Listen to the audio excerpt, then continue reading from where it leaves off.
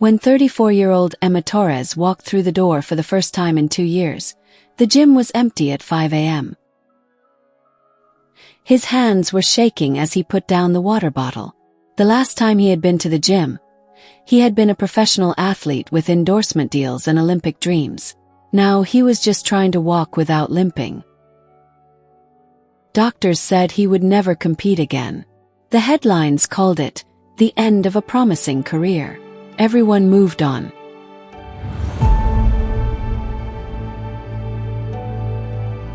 Two years ago, Emma Torres was at the top of the world. At the age of 32, she was ranked third in the world in the 400-meter hurdles.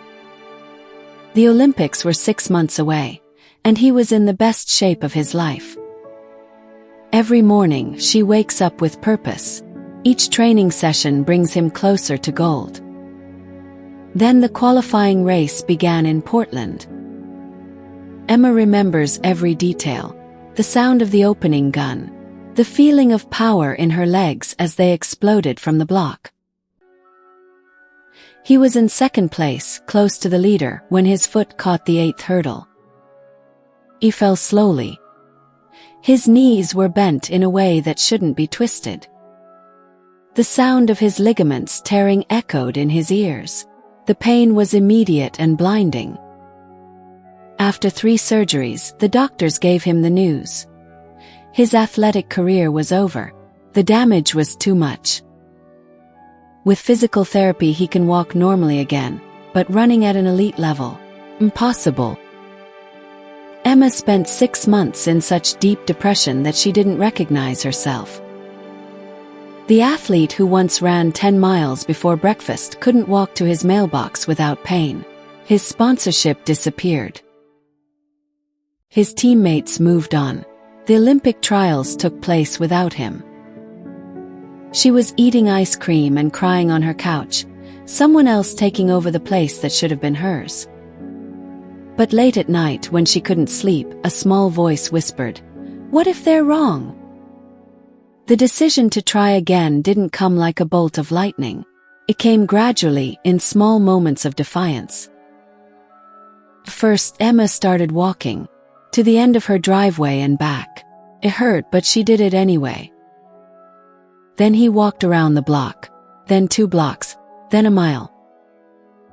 His physiotherapist, Marcus, noticed the change. "Emma, what are you doing?" "I don't know yet," she admitted. "But I'm tired of giving up." Marcus studied him for a long time. "If you're serious about this, we need to be smart. Your knee will never be the same, but maybe it doesn't have to be. Maybe you need to be stronger somewhere else." The next year, Emma worked harder than she had ever worked in her life. Not in terms of running, not yet. Not about rebuilding. She spent hours in the pool, swimming laps to build cardio without injury. She did strength training, building muscle around his damaged knee to compensate. She worked with sports psychologists to restore his shattered confidence. The pain never completely went away. Some days were worse than others. But Emma discovered something important. Pain and impossibility are not the same thing. When she finally got back on the track, Emma couldn't run fast. She couldn't even jog. Her first lap took 3 minutes, the pace she had warmed up to before. But he finally finished it. An elderly man running on the track stopped next to him. "I had a heart attack last year," he said. "The doctors said I would never run again. Look at me now, slow as a turtle, but here I am." Don't compare yourself to who you were. Compare yourself to who you were yesterday. These words changed everything. Something unexpected happened. People started following his story. Not elite athletes, ordinary people. People recovering from trauma. People who gave up on their dreams. People who thought their comeback story was over. A woman named Sarah commented, "I'm 45 and thought I was too old and too broke to start running.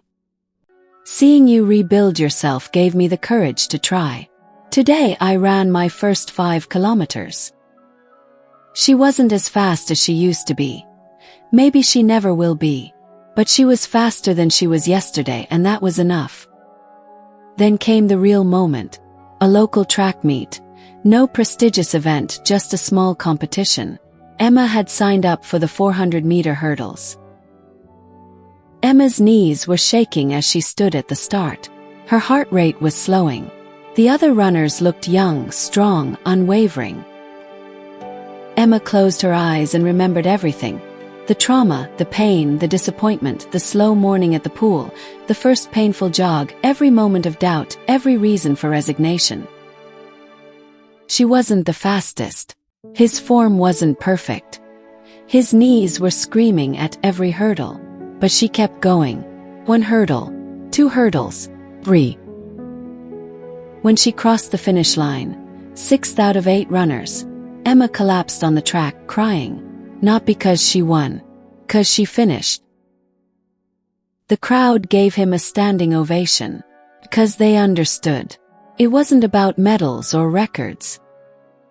It was about a woman who refused to let her story end with impossible. Knees aching but heart elated as Emma stood up, she looked out at the crowd and realized something profound. Coming back isn't about getting back to who you were. It's about discovering who you can be. Closing message. 2 years ago, Emma Torres was told her story was over.